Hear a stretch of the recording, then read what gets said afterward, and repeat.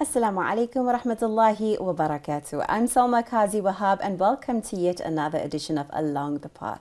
Today we're taking you in a very different direction because of course along the path we all have different sorts of experiences, different challenges, different obstacles that we may face. But how we deal with them makes a big difference to how we turn out at the end. And inshallah, may we all get there fully sane and in one piece, inshallah.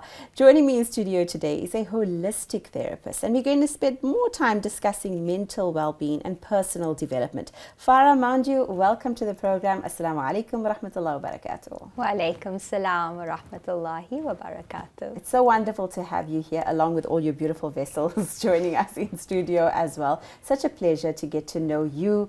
We've seen so much about you with your sanctuary studio and all the holistic healing that you do.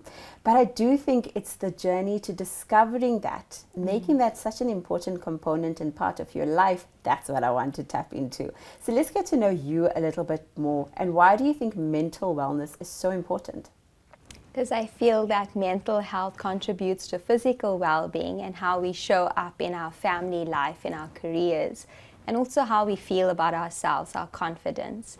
So the mental health contributes to your success and your happiness and your inner peace, and how you are going to be with people and connecting and how you feel about your life in general. Your overall outlook does come from your mind and your mental health. Absolutely. We hear the age-old saying mind over matter, yes. Right? We've seen it with cancer patients and so many others, cancer survivors, where you truly see some people were just stronger. It's not right to actually say that, but some people just handled it perhaps better than others, and we always say it's mind over matter with so many yes. things, with grief and so much. Would you say there were ever triggers in your life that led you in this direction? Definitely. On my maternal and paternal side, my grandparents and my parents suffered with mental health issues like depression, grief, and they did not seek proper therapy or help when they needed it, and it went too far. So it led to their downfall in them seeking help through negative habits. And my mom had a nervous breakdown when I was 6, and watching my mom going through depression, I felt as though I had to self-parent and I had to grow up very quickly and take care of myself. And it was a very emotionally unstable environment. And I guess that kind of equipped me to be strong and resilient, but at the same time, it was a lot of stress on a young person going to school, going to madrasa. And my parents went through a divorce, and I think that really affected me emotionally and my confidence and my inner state of security. And when I went to high school, I sought a lot of support from my teachers because that was lacking at home. And that's actually what made me want to become a teacher, because I thought that my teachers offered me so much of guidance and so much of inspiration and motivation, and they were like my role models, so to say, that I wanted to be that to somebody else. I wanted to impact some other child's life the way my life was impacted in a positive way because of my ustads or my madrasa appas and my school teachers, because I went to an Islamic school, so I had the best of both, alhamdulillah. And I think that's when my journey started, with me wanting to become a teacher. And then I realized along the way that I can impact children in a different way, not just in the school environment, because in the school environment, I was like the counselor. I was offering support and assisting people who come from troubled backgrounds. And I guess because I was going through that as a child, I kind of could relate and had that empathy and that softness towards those children. I think you bring up so many important Yes. points, so many issues, and as you were going along, I'm thinking, please don't forget to ask her this. But I really just want to tap into mom for a little bit as well, because I think that's something that we don't address enough of. We talk a lot about what we go through in our individual lives, Yes. but for a young person, witnessing your mother have a nervous breakdown, and the mother figure is supposed to be someone that's going to be nurturing you and guiding you. And you have a lot of young people these days that say that it was the other way around. The roles were Yes. reversed. Their felt like they were supporting their parents more than the parents supporting them. Yes. What was that like, and what do you think perhaps isn't discussed enough when it comes to that role reversal? I think I compared my life a lot to my friends. Yeah. Like, I looked at them having these perfect lives and them having a dad that supported them. And it was a lot of financial lack. And I think growing up, I felt that something was missing in my life, that my mom wasn't there, or my dad wasn't there for me, and I was all alone. So I felt like, even though my parents were somehow in the picture, but I felt abandoned and very insecure. And I lacked confidence as a child. I didn't really reach my full potential in primary school. And I think my true colors really shone in high school with the help of my teachers and them seeing something in me that helped flourish that potential and that intelligence that I had. So I felt very stifled and trapped in this sense of like, there's no way out of this situation, nothing's getting better.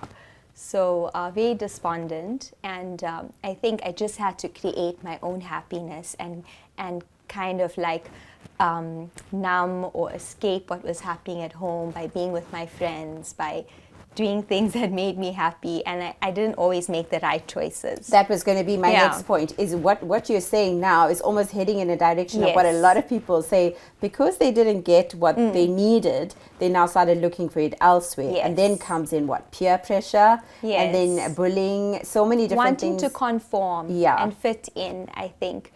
That's what I regret, that I didn't say no to certain things. I went along with what my friends were doing, and then later on I started finding myself in high school, and I actually went into parda for a while. I was like soul searching, and I was interested in becoming an alima. So my journey is quite an interesting one. So I actually enrolled to the madrasa.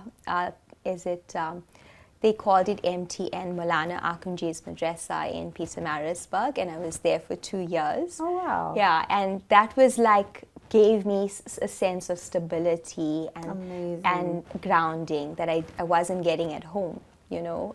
So I think that was a turning point in my life where I found myself.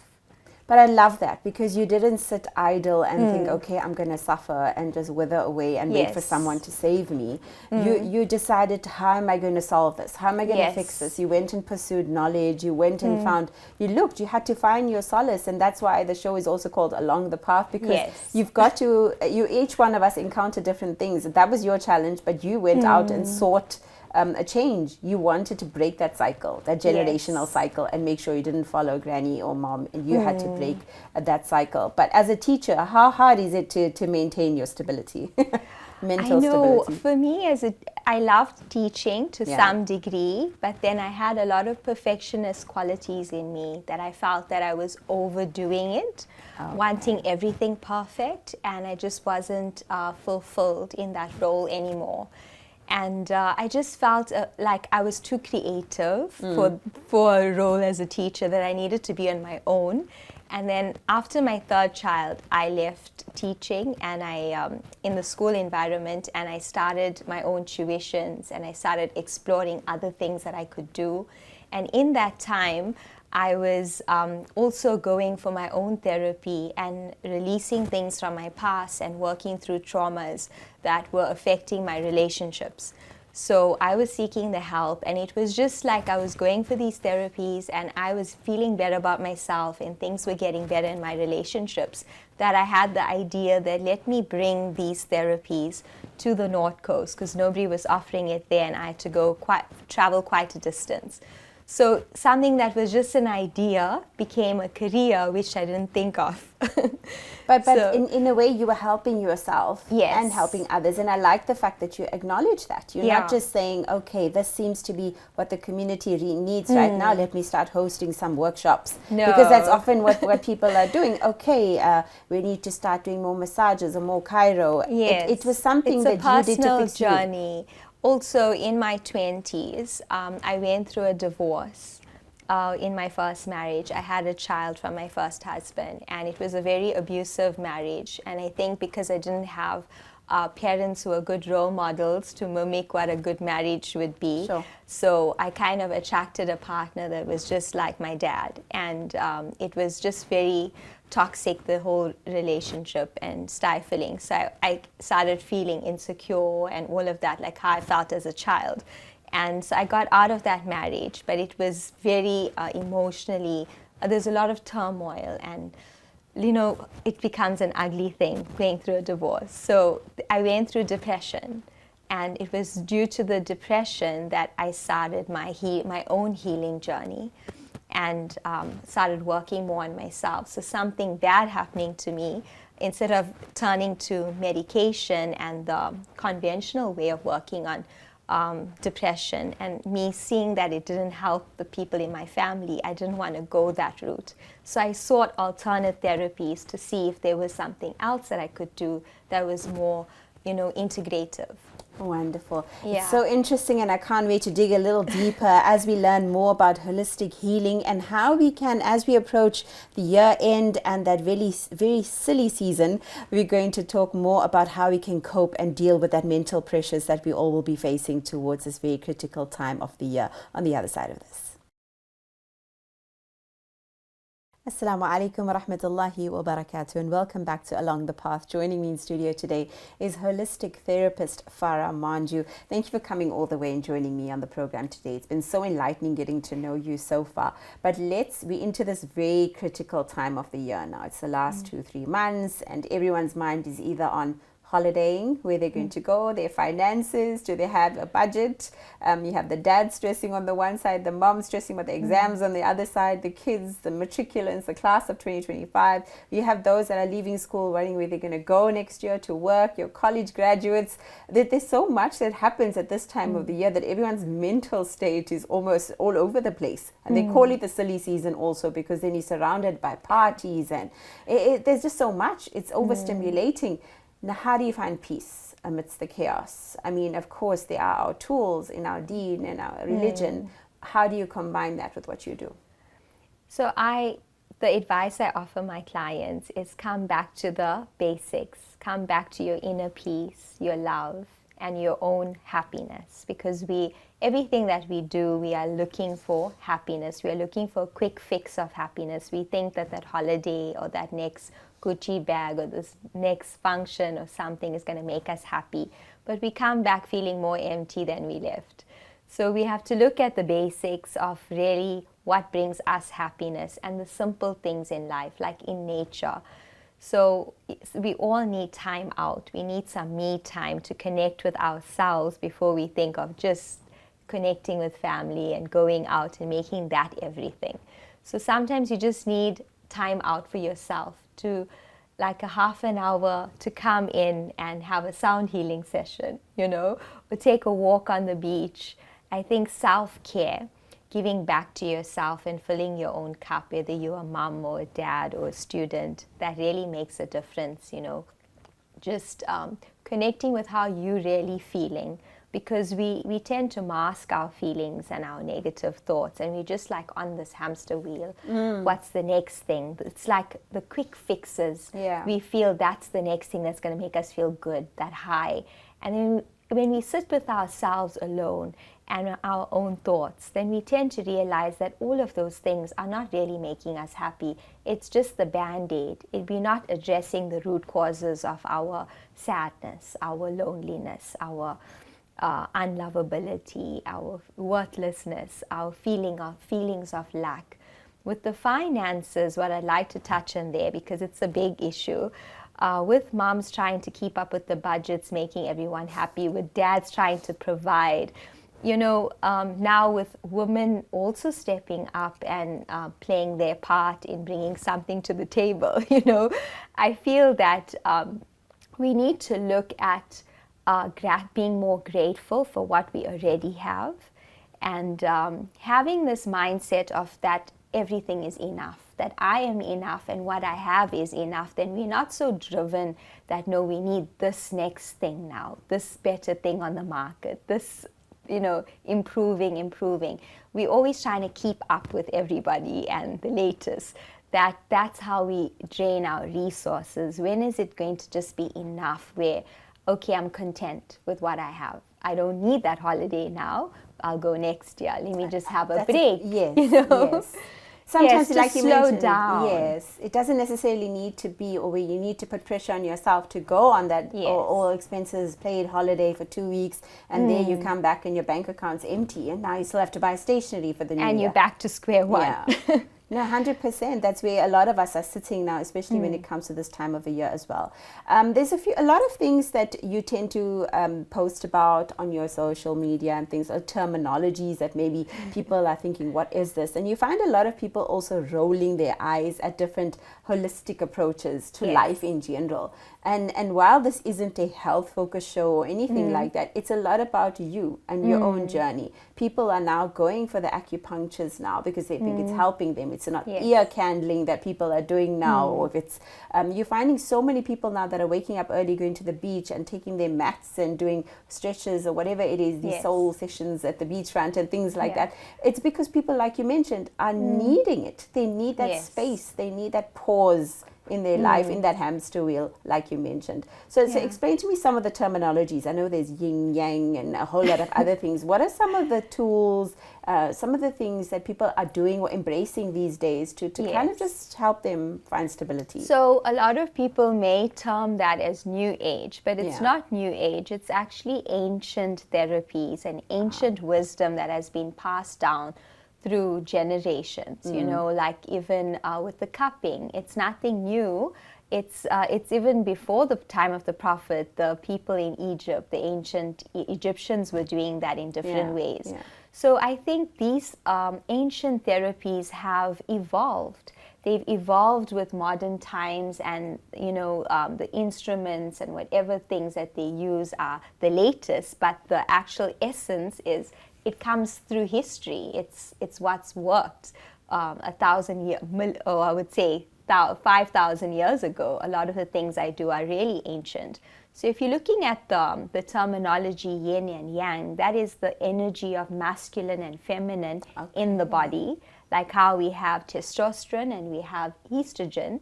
So we need to maintain that harmony internally, so that we show up as a whole person, where we're not burning ourselves out with the yang doing too much, because the yang represents active energy, like get up and go, like, taking. It has to be a balance. Yes, and then the yin represents a feminine energy of relaxing, taking it easy. So in life, we need that balance between working hard and resting, So I think my work kind of creates this inner harmony and balance that allows you to find that stability and that sense of inner peace and that calmness within. Yeah. Absolutely, and I can't let you go before we get told we're running out of time, because you Yes. brought all these wonderful little, I would have started putting flowers in them if I didn't know what they were. But could you just explain us very quickly in general, what is this and how does it actually help you? Okay, so these are crystal quartz sound singing bowls. So when you strike these bowls, it emits a vibration, and then we sing it using a mallet. There's different types of mallets. So we can, each bowl has a different frequency and vibration. And because I have imported these bowls, these are made out of pure crystal quartz. So the quality is important. It emits a very clear vibration that can be felt in the body. So how the vibration from a scientific point of view affects the body is that there's research done by a Japanese doctor, Dr. Masiro, about how vibration or any type of sound influences water, and it either crystallizes that water or distorts the water. Now, our human body is made out of 70% water. So the vibration is influencing the water, the organs, and the cells, because the structure of the bowls has the same molecular structure of our cells. So the vibration is going through into the cells, and it's harmonizing depleted cells and regenerating those cells. So it has an effect. Each sound resonates with a part of your body, an organ, and an energy center. So it helps balance the chakras. So people understand chakras. There's different names for it. It's energy points. Some people know it as chi, also energy. Some people know it as meridians through kinesiology. I also offer kinesiology. And then in our Islamic faith, people know it as latifas. So it's all the same energy points through which energy flows so that the body stays in a state of equilibrium. I love that. And I also think where it can be so relevant today is because the moment you hit that and you heard the sound, it sounded almost like a natural sound, like something you would hear in a forest or if you're walking on a hiking trail. And I know sometimes when you've done that with your family members or your kids, my daughter said it to me before. She says, I don't know why, but I feel nice. It's the sounds of the wind through the leaves. Or the ocean. Absolutely. So it is a natural sound that we make. So it isn't anything like music, but I do play. Please do. Yes, so I do play 2 or 3 different sounds at the same time. So say if somebody comes to me with gut issues or anxiety or they have IBS. Right. So I will play this yellow bowl. For IBS also? IBS, yeah. So I'll play this yellow bowl, which helps with fear, and it targets the gut and the colon. Then I'll also play it along with the red bowl, which targets fear and the spine. And then I'll play it with my heart bowl, which will help with the respiratory system because anxiety affects, it tightens up the chest. So I'll use 3 different sounds to heal the person's issue because they have counter issues as well. And they just have to listen to the sound. And all they have to do is lie down on a bed or a mat, and then they have an eye mask on. So you're welcome to relax in your chair. And then I will start with the yellow ball, and then I sing it by just taking the mallet around.